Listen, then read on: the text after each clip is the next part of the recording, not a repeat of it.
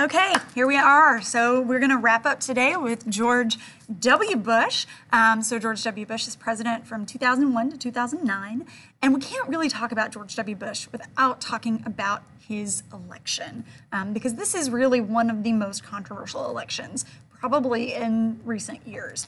So let's go back to the election of 2000. So during 2000, George Bush is running against Vice President Al Gore. So he'd been vice president under Clinton. And the debates play a huge role in this election. It's a really close election, right? Gore has the support of Clinton, who had been a popular president.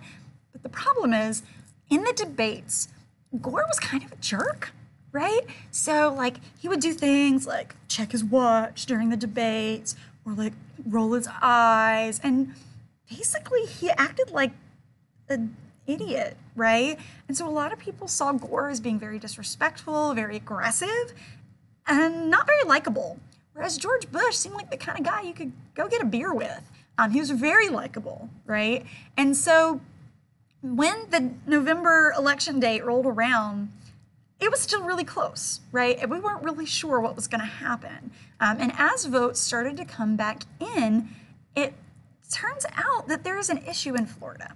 So a lot of the Florida votes were uncertain because of what is called a hanging chad. So if you look at, this is the ballot on the thing here. And what you had to do, you had this little like pointy stick and you had to poke a hole in which one you wanted to vote for. So if you look at this, right, if you wanted to vote for Bush, you poked here. You wanted to vote for the Reform Party, you poke here. You want to vote for the Democratic Party, you poke here, so on and so forth. Well, this confused a lot of people. They weren't really sure what they were supposed to do. So if you look at it, like they are the third hole on the ballot, even though there's second party listed. So a lot of people got confused, punched the second hole, and ended up voting for the Reform Party, right? Then there was this idea of like, what do we count as a vote? If they poke it all the way through, is that the only thing we count? If they like seemed like they were meant to poke it, but then they poke something else, does that mean they changed their mind? If it was like hanging just a little bit, so like it seemed like they were poking it, but like it kind of held on, do we count those? That's what a hanging chad is. And basically this led to weeks of recounts where people are going in, like they're inspecting them. You can see these pictures here, people like going through, looking at it. If you look at, there's all different kinds of like chads, so to speak. Chad just is the little slip of paper.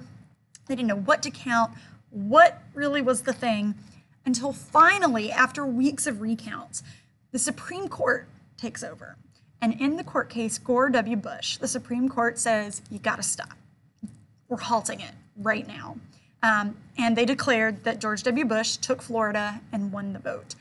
This is the first time the Supreme Court has ever decided a presidential election. Usually it goes to the House of Representatives, but because of this special situation, they kind of had to, you know, come in and rule themselves.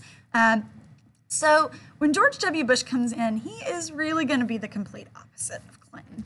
And there is this thought that he's going to be a little bit more compromising since the election was kind of up in the air, but it didn't, right? So the first thing that he does is he wants to cut taxes. So this is going to lead to some deficits.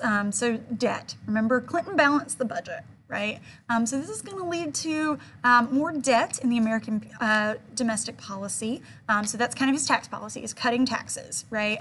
The next policy he has is No Child Left Behind.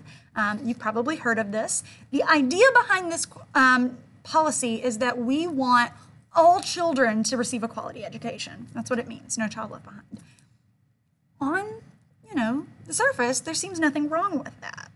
But how we kind of went about it is what caused the problems. So they were looking for high quality teachers and testing, right? And testing is the data that we use to prove that you guys are learning, right? So a lot of the tests were not uniform across the country. The way you became a highly qualified teacher varied between state to state. And so it didn't really work, right? The next policy that George Bush has is his prescription drug coverage. So prescription drug coverage, the idea was that we are going to add drug coverage to Medicare. So Medicare is healthcare for the elderly. Old people take a lot of pills, right? They got to maintain their health. Well, they didn't really have any drug coverage under Medicare. So the idea of this is that we're going to give some help, right? It's Some programs that he does fail to kind of do, one is privatizing Social Security. So the idea is we're going to cut out federal Social Security and then allow people to save money on their own for their own retirement. So that's an initiative that did fail, as well as immigration reform, right? And this is something that President Trump is going to come back to. The idea of the wall did not originate with Trump. It originates with Bush, right? So that's kind of something interesting that I think is worth pointing out. So you can't really look at George Bush's administration without September 11th. Everything's going great until on a Tuesday morning, 9 o'clock a.m., 4 attacks by Al-Qaeda take place. So 2 of the planes fly into the World Trade Center buildings, the Twin Towers in New York. 1 flies into the Pentagon.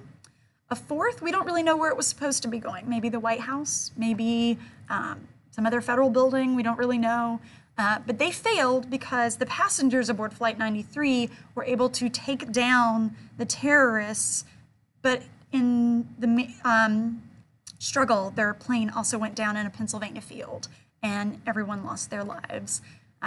Overall, almost 3,000 people are killed in this attack. It is the largest attack ever on American soil.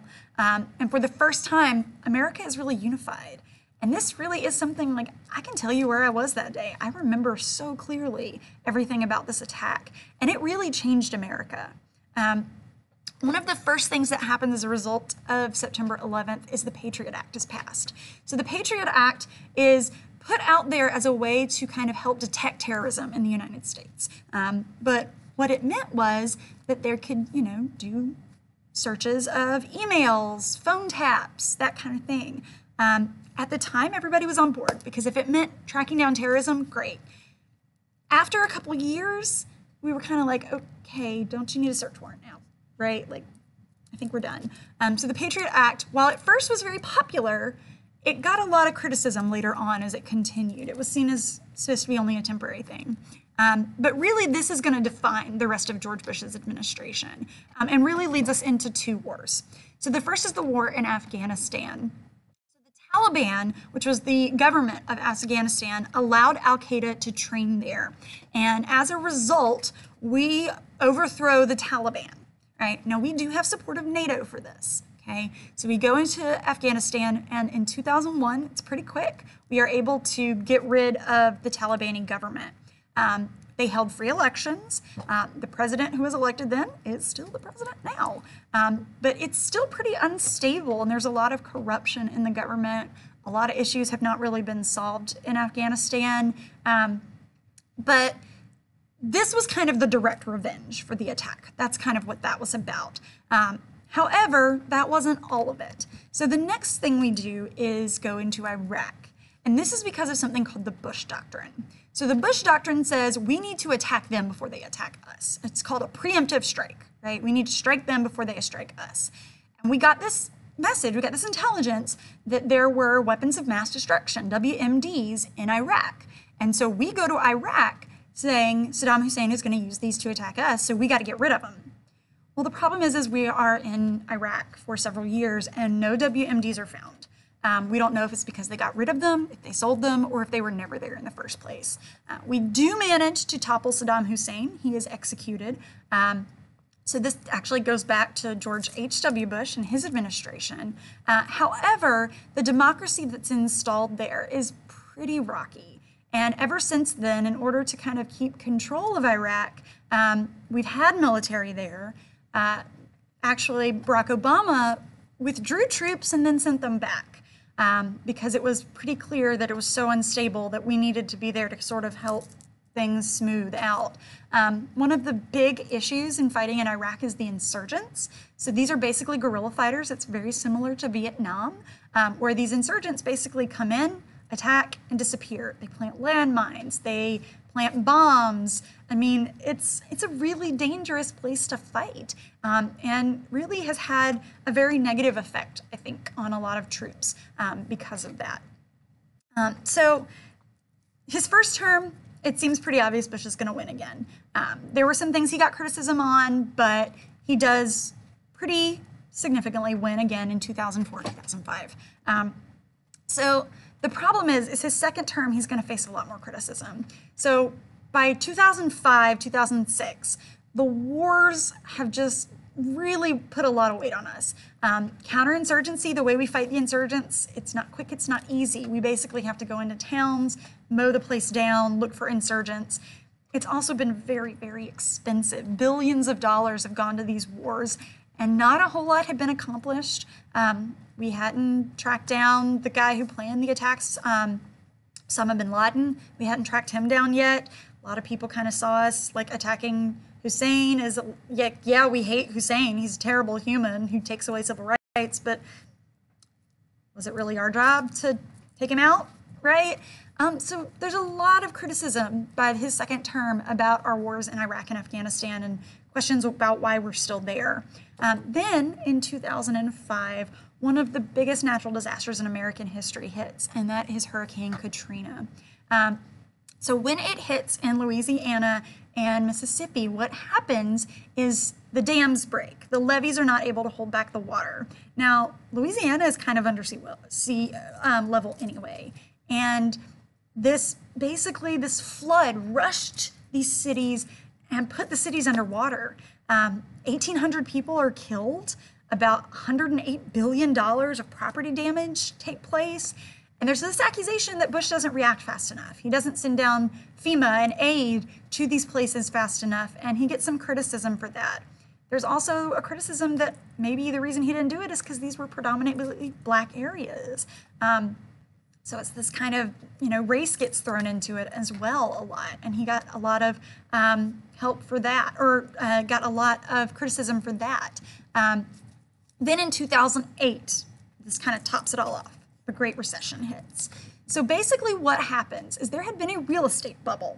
So in the 2000s, mortgage companies were lending money for people to buy houses, but they were giving them lots and lots of money, right? So people were buying houses that they really probably couldn't afford. They were being approved for loans that really they wouldn't be able to pay back, right?